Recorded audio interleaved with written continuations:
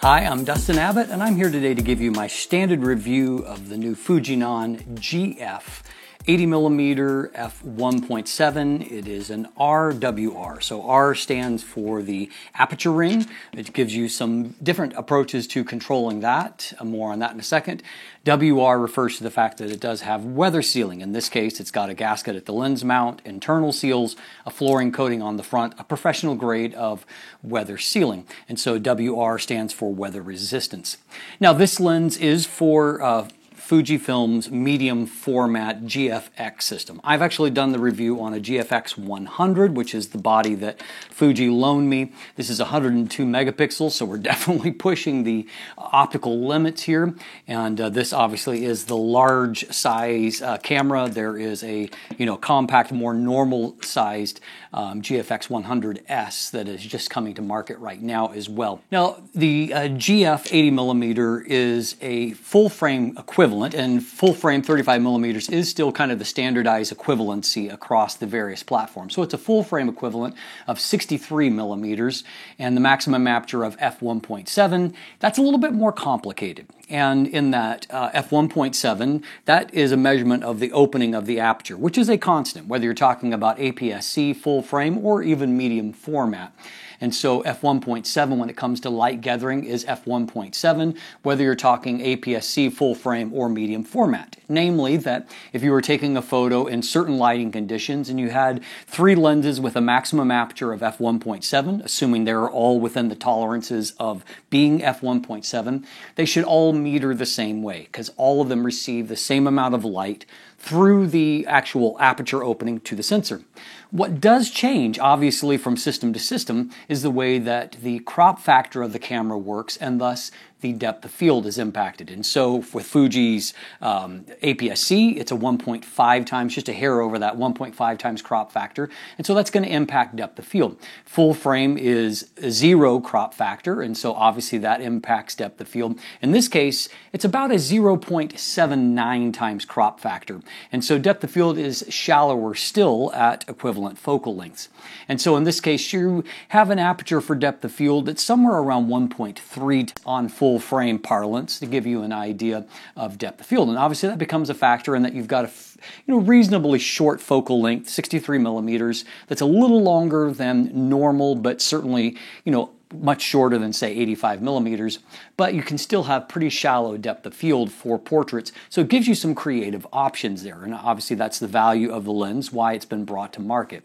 Now today we're doing the standard review, hitting just the highlights. If you want all the details and a really deep dive into the image quality breakdown, check out the definitive review instead. Now today I am also repping the new DA merch, Let the Light In lens logo. I'm wearing the hoodie today. There's other things that are coming, some new styles that coming from my designers are going to be rolling out over the next few months, but be sure to look underneath the video if you would like information on getting some of your own Let the Light In or Have a Great Day, my kind of logo sayings. You can check those out there. So first of all, with any medium format lens, it's going to be very wide around because they're built on a massive mount. That mount is, I believe, 76.5mm in diameter compared to 44mm for APS-C, Fuji's X mount, and then even like Canon RF is 54mm. And so it is closer in size to the X mount APS-C than what it is to this medium format. So that means that all of the lenses are going to be, pretty wide in diameter because you start from that foundation. And so in this case, we have a lens that is right just a hair under 95mm in diameter, and it is not all that much longer than that, right over 99mm in overall length.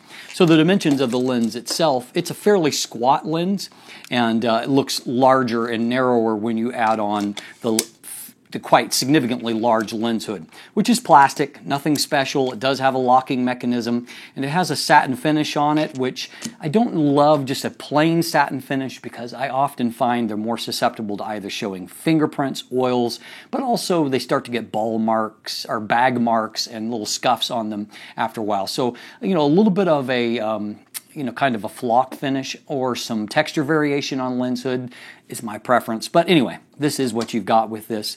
The materials of the lens itself, however, are more premium. It does feel like there are metal alloys as the primary elements of the lens construction. Obviously, some rubberized focus on the actual manual focus ring. The aperture ring itself feels more like it is. It's not rubberized, and so it's either the metal alloy or a high grade of plastics in terms of the ridges on it itself. As noted, it does have Fuji's, kind of dual purpose approach to aperture, in that you can either manually select aperture at 1/3 stop tenths on the aperture ring. There is a locking mechanism that will allow you to switch from f/22 into either A, automatic mode, or from there you can also press it again and go into command mode, C mode, which will allow you to use the command dial to control aperture. So there are, in this case, 3 different ways to go about approaching controlling your aperture. The overall lens itself weighs in at right under 800 grams, 795 grams. There are no switches on the barrel. The manual focus ring is very wide. It has a nice, as I said, rubberized surface. The damping is very nice. And what I do find, however, is, which is basically always the case with Fuji lenses, is that it's better for doing fine-tuning of autofocus. If you try to do major focus changes, it takes lots of rotations to make any kind of major change there. So the build, really no surprises there. This lens, of course, is fairly large and heavy, but when it comes to medium format lenses, they tend to be large and heavy anyway. And so that's kind of par for the course. And in this case, f1.7, though it doesn't sound large if you're coming from APS-C or full frame, f1.7 is actually, according to Fuji, the brightest maximum aperture available for any medium format lens right now. And so it is wider than usual in terms of the maximum aperture. Now, my least favorite part of this lens is the autofocus. The autofocus, it has a DC motor, and so it doesn't have kind of more like the premium linear motors. I really wish there was 3 or 4 linear motors working. For whatever reason, they couldn't make that work with this lens. But DC motors just tend to be a little more crude in operation. So there is a wide variety of various focus sounds, shuffling sounds, whirring sounds, you name it. There's hums. There's all kinds of different sounds that are a part of it, shuffling along as the elements move. It also has this, kind of thing where even when you get to your final destination, there's almost like a slight double clutch action to where it does one final little focus setting. Even if, my typical focusing style is that I'm holding down halfway, I'm getting to focus, then I finish pushing the shutter. Your mileage may vary for that. But what I find is that even though I'm already technically at focus, there's still a little final shuffle, and so there's a lag typically from the time that I push the shutter button to when it actually finishes its focus action and takes a photo. And you can see a little bit of that and hear a little bit of it in this video here. And so overall, it's a little bit primitive in its operation, and you see that and a few other quirks if you're trying to do video AF, but it's a way maybe of illustrating some of those quirks that you'll even see in other settings. So let's take a look at that.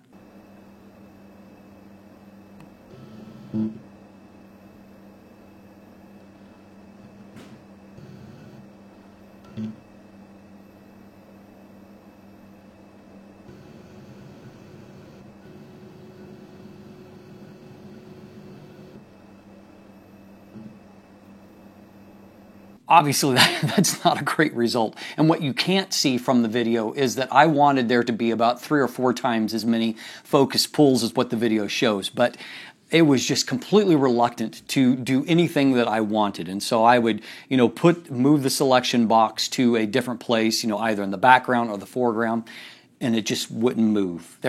Even at the best of times, there was a significant lag between where I selected a spot and focus actually taking place. And so crude in that way. You'll also note that, there was a pretty serious, back focus issue at one of the midpoints.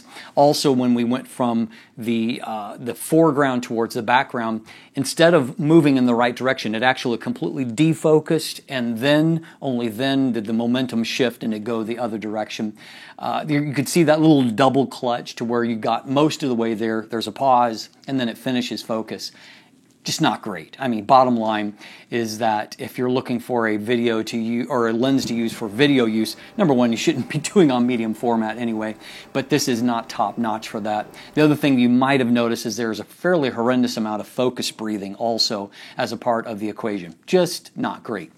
Now, fortunately, the upside is that IAF actually worked quite well. I felt like it did a very good job of tracking the eye, and once it got on there, stayed fairly sticky and stayed with it. And also my portrait results were basically all well focused. And so I think bottom line, that's probably what matters most with a lens like this. The only nitpick when it comes to IAF, and it's kind of more of a Fuji criticism in general, is that you can see, for example, in this photo, which was common, that focus, if you look closely, which you definitely can on a 102 megapixel sensor, that the focus is actually on the eyelash, not on the iris of the eye itself, which you really want the latter to be focused properly. And so in a sense, even IAF produces a little bit of front focus.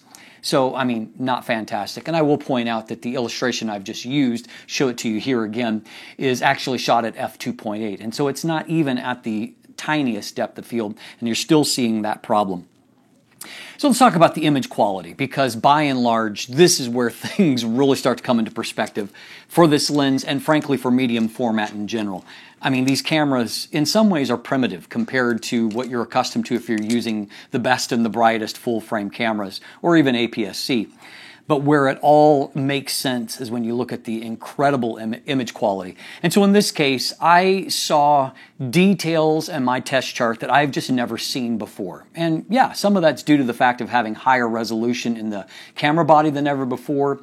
But what I also saw is a lens that really delivered incredible acuity in the focus area. And where there's a little bit of drop-off is as you get towards the corners. The corners are not nearly as sharp as the center or even the mid-frame. And that mid-frame extends fairly far out, but you will see a drop in probably about the last third of the frame periphery, where image quality drops at wide apertures, improves some by f2.8, and gets fairly good by f5.6. I don't know if it's ever as good as the center of the frame, but it's good enough that if I, for example, look at this landscape shot at f5.6 and I scroll over to the side looks pretty much as good as what the center of the frame looked. And so obviously at small apertures you can get sharpness all across the frame. Most importantly, I think as a portrait lens, though, it is brilliantly sharp with great contrast in the center 2/3 of the image, where you're mostly going to be composing rule of thirds for portrait work. I also noted there is next to no distortion, vignette is very low, so very few optical flaws, a little bit of longitudinal chromatic aberration, nothing incredibly destructive, and it only really showed up in the most demanding of situations. So I have really no great criticism there. Flare resistance is fairly good. Stop down, I found that there is a little bit of like a prismatic grid that comes off, and I'm talking like at f11. But you can see in these shots that it's an interesting effect. I don't think it's terrible, and I don't think it's damaging, but it is unique and certainly worth highlighting. So if you're really about the image quality, even though the autofocus is not fantastic, it got the job done for portrait work. And frankly, I really think that that's who primarily this lens is designed for. If you're a landscape photography, probably one of the zoom lenses that covers this focal length is going to do just fine for you when you're shooting at smaller apertures. And so really it's probably fashion and portrait photographers that are going to be considering this lens. And I think it's a really interesting option. Obviously it's a little bit tighter frame than the normal 50 millimeter range, which is about 63 millimeter on a medium format camera, and it's wider than the typical 85 millimeter on full frame, which is 110 millimeter on medium format. And so it's kind of in between there, so it gives you maybe a little more flexibility in terms of your working distance, but it still gives you a really shallow depth of field. And obviously you can really take some amazing portrait shots with it. And I got some great portraits even though we're in the middle of one blizzard after another around here, and it's not exactly portrait season. So if you're really about the image quality, this lens is well worth considering. So price is $2,400 US. That is the high end of average for GF lenses, and so certainly not the most expensive, but neither is it anywhere near the cheapest either. And so, I mean, nothing is cheap on medium format. I hope you weren't going into this thinking it was going to be a bargain system to begin with. It is a relative bargain, maybe to equivalent Hasselblad lenses or things like that, Phase 1, whatever. But when it comes to compared to again full frame and APS-C, lenses are pricier, cameras much pricier. But it's hard to argue with the kind of image quality results you can get. And so if you're a specialized photographer, this is a specialty tool. I'm Dustin Abbott. If you look in the description down below, you can find linkage there to my full text review, also linkage to Image Gallery if you want to look at more photos. There are buying links there if you'd like to purchase one for yourself. Beyond that, linkage to follow me on social media, to become a patron, sign up for my newsletter that comes out every Thursday, get yourself some merch, and of course, if you haven't already, please click that subscribe button right here on YouTube. Click that bell and so you get notified when new content drops. Thanks for watching. Have a great day, and let the light in.